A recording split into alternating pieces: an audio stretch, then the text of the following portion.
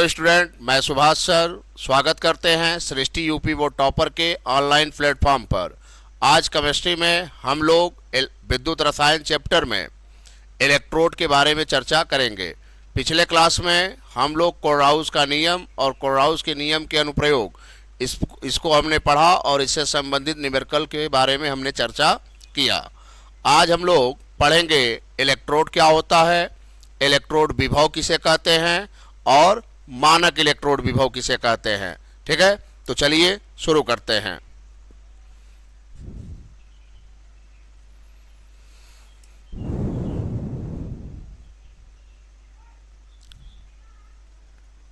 हमारी हेडिंग होगी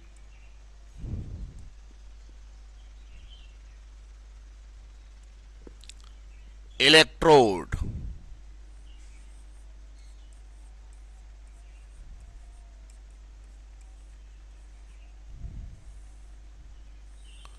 electrode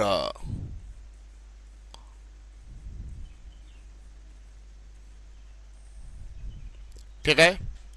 electrode को हम एक नाम से और जानते हैं, या अर्ध शेल। ठीक है। अब इलेक्ट्रोड कहते किसे हैं?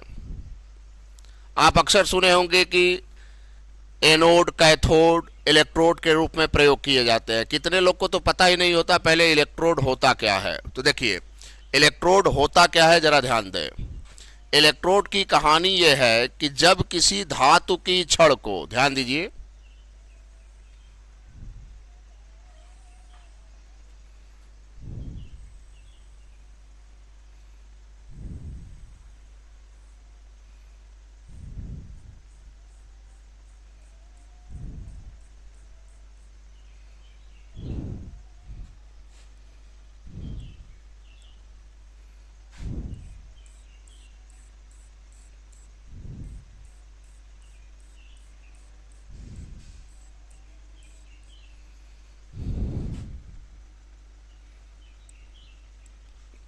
देखिए मैंने क्या बोला, जब किसी धातु की छड़ को, तो जैसे मैंने कोई मेटल ले लिया, धातु,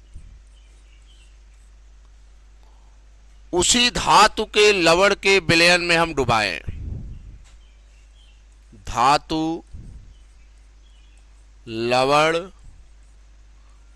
का विलयन, यानी जब किसी धातु की छड़ को उसी धातु के लवण के विलयन में आप डुबा दें, तो धातु की छड़ या तो धनावेशित होगी या तो ऋणावेशित होगी। तो इस प्रकार के धातु की छड़ों को हम इलेक्ट्रोड कहते हैं, और इस प्रकार जो बनता है उसे हम हाफ शेल कहते हैं। ठीक है। जैसे एग्जाम्पल के रूप में आपको बता दें, जैसे आप धातु के रूप में जिंक लेना चाहते हैं तो विलयन किसका लेंगे? जिंक सल्फेट, यानी जो धातु होगा उसी के लवण का विलयन होगा। ठीक है। जैसे आप कॉपर लेना चाहते हैं तो विलयन किसका लेंगे?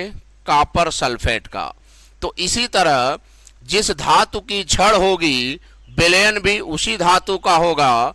जब ऐसे धातु को हम उसी धातु के लवण के विलयन में डुबाते हैं तो या तो वो धनावेशित हो जाता है या तो वो क्या हो जाता है? ऋणावेशित। तो ऐसे धातु की छड़ों को हम क्या कहते हैं? इलेक्ट्रोड। तो लिखेंगे कैसे इसको? ध्यान दीजिए, जब किसी धातु की छड़ को उसी धातु के लवण के विलयन में डुबोया जाता है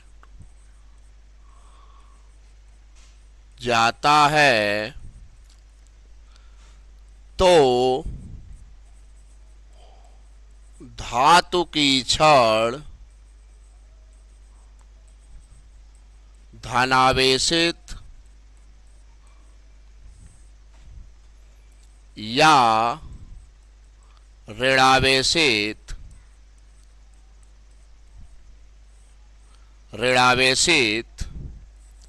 हो जाती है तो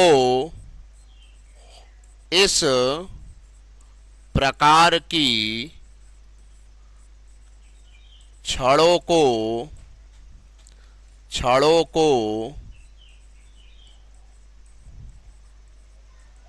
इलेक्ट्रोड कहा जाता है। ठीक है, इलेक्ट्रोड दो प्रकार के होते हैं। इलेक्ट्रोड दो प्रकार के होते हैं, जिसमें पहला आपका होता है एनोड और दूसरा होता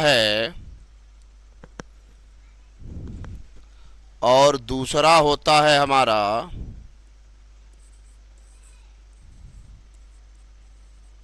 कैथोड। ये है आपका एनोड और ये है आपका कैथोड। सीधा सा परिभाषा है, ज़्यादा ध्यान नहीं लगाना है। आप कोई मेटल ले लीजिए और उसी मेटल के सॉल्ट के विलयन में आप डुबा दीजिए, तो या तो वो धनावेशित होगा या तो वो ऋणावेशित होगा। तो ऐसे धातु की छड़ों को हम क्या कहेंगे? इलेक्ट्रोड। इलेक्ट्रोड कई प्रकार के होते हैं? दो, एक एनोड होता है और एक कैथोड होता है। ठीक है, इसी तरह हम पढ़ेंगे अगली हेडिंग इलेक्ट्रोड विभव। इलेक्ट्रोड विभव। इलेक्ट्रोड पोटेंशियल कहते हैं इसे, और इसे रिप्रेजेंट करते हैं कैपिटल ई से। अब इसकी कहानी क्या है, ध्यान दीजिए। इलेक्ट्रोड विभव क्या होगा?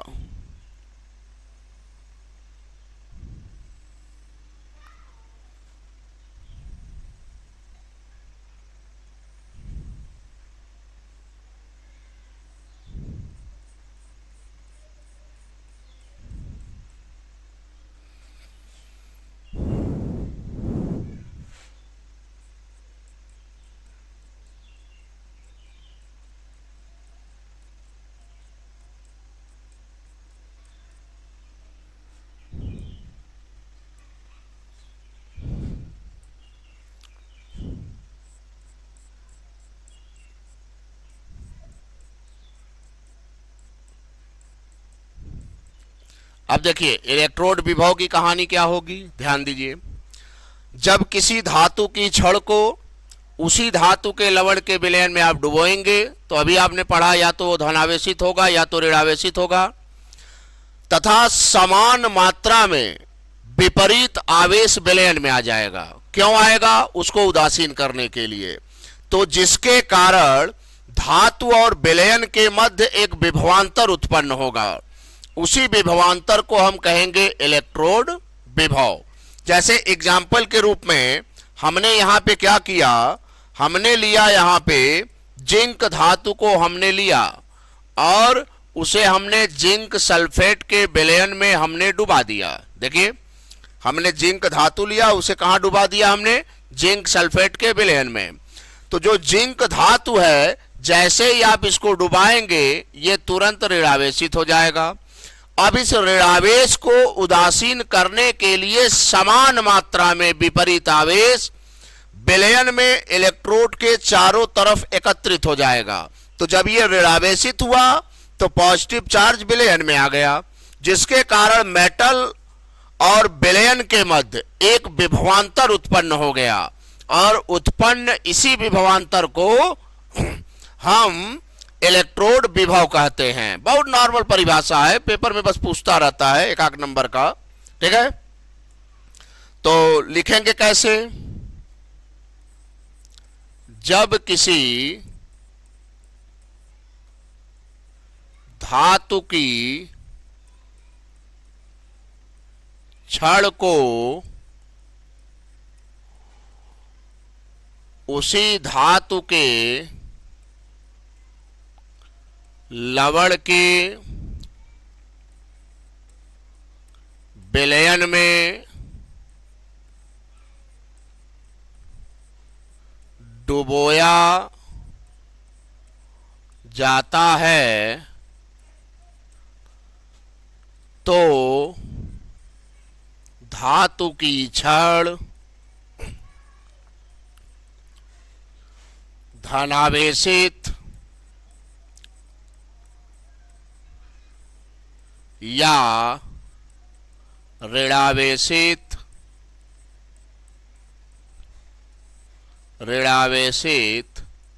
हो जाती है, जिसके परिणाम स्वरूप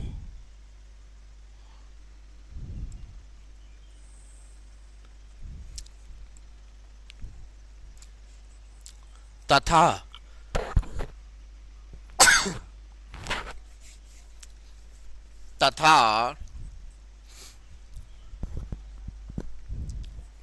समान मात्रा में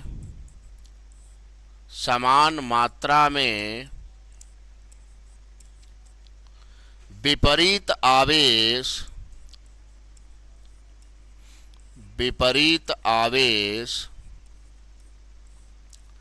विलयन में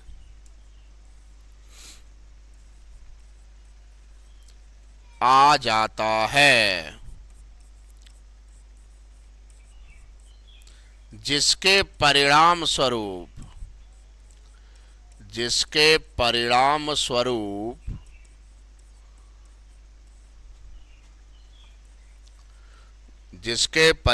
स्वरूप धातु और विलयन के मध्य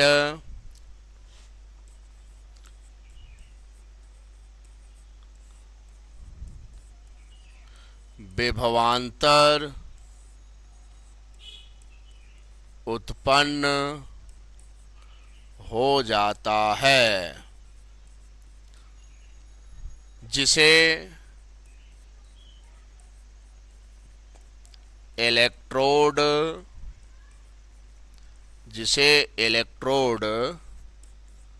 विभव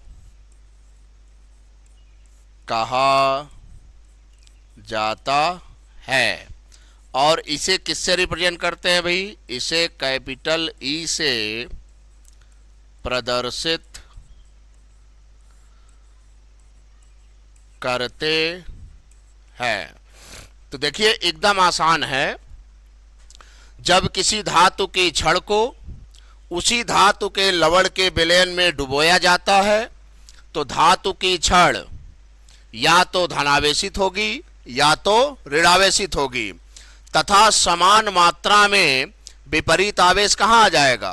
विलयन में, जिसके परिणाम स्वरूप धातु और विलयन के मध्य जो विभवांतर उत्पन्न होगा उसे हम क्या कहेंगे? इलेक्ट्रोड विभव कहेंगे। और इसे किससे रिप्रेजेंट करते हैं? ई से, ठीक है, वो भी कैपिटल। तो ये था हमारा इलेक्ट्रोड विभव। इसी क्रम में हम जानेंगे मानक इलेक्ट्रोड विभव। मानक इलेक्ट्रोड विभव, जिसको हम बोलते हैं स्टैंडर्ड इलेक्ट्रोड पोटेंशियल, और इसको रिप्रेजेंट किससे करते हैं? ई नॉट से। किससे रिप्रेजेंट करते हैं? ई नॉट से। देखिए ये इंपॉर्टेंट है, ये अक्सर इसकी परिभाषा पेपर में पूछता रहता है। देखिए अब तक जितनी परिभाषा मैंने बताया उसमें मैंने ये नहीं बताया कि धातु को आप उसके लवण के विलयन में डुबा जरूर रहे हैं, लेकिन ये नहीं बताया मैंने कि उस विलयन की सांद्रता कितनी होनी चाहिए। मानक का मतलब आपके लिए कंडीशन अप्लाई हो जाएगा कि आपको इतना में काम करना है। अब जैसे स्टैंडर्ड इलेक्ट्रोड पोटेंशियल जो है ये कहता है कि जब किसी धातु की छड़ को उसी धातु के लवण के 1 मोलर सांद्रता वाले विलयन में 25 डिग्री सेल्सियस ताप पर डुबोएंगे, तब धातु और विलयन के मध्य जो विभवांतर उत्पन्न होगा उसे हम मानक इलेक्ट्रोड विभव कहेंगे। ठीक है, सीधा सीधा इसमें पैमाना मानना होगा आपको कि विलयन की सांद्रता 1 मोलर होनी चाहिए और टेम्परेचर कितना होना चाहिए, 25 डिग्री सेल्सियस। तो हम इसको लिखेंगे कैसे, ध्यान दीजिए। जब किसी धातु की छड़ को उसी धातु के लवण के 1 मोलर सांद्रता वाले विलयन में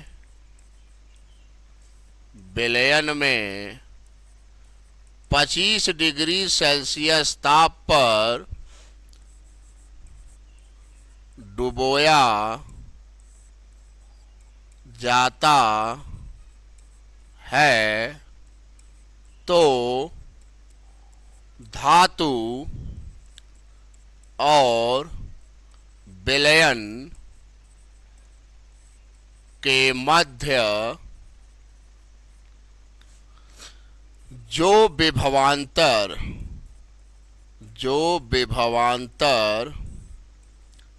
उत्पन्न होता है उसे मानक